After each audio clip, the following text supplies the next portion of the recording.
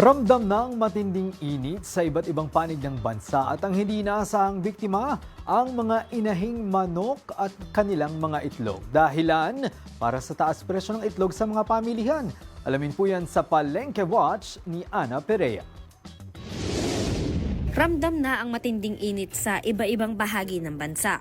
Katunayan, nasa 42 degrees Celsius ang temperatura sa Borongan Eastern Samar ngayong araw. Hindi lang tao ang init na init, maging ang mga itlog din. Buhat nitong summer, may napansin ang tindera at mamimili sa mga nakahilerang itlog.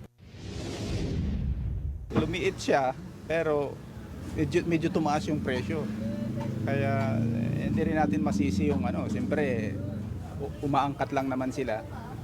So kung anong kaya nating bilhin, yun na lang yung... Umaabot na sa halos piso ang itinaas ng presyo ng kada piraso. Para sa mga minimum wage earner, malaking dagdag gastos na ito. Malaking bagay yun. Sa isang piraso, imagine mo 60 centavos.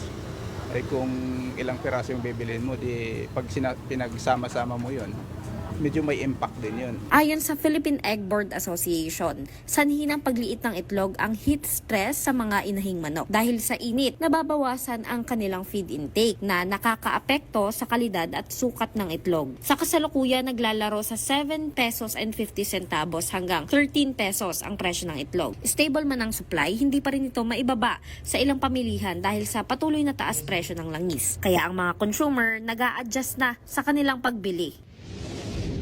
Yung bilhin natin yung kaya lang, halimbawa kung ma-consume agad natin, yung hindi siya ma-stock.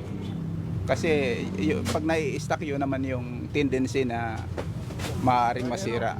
Sa maayos na pagbili at pagtatabi, may iwasan ang pagkasayang ng bawat piraso ng itlog.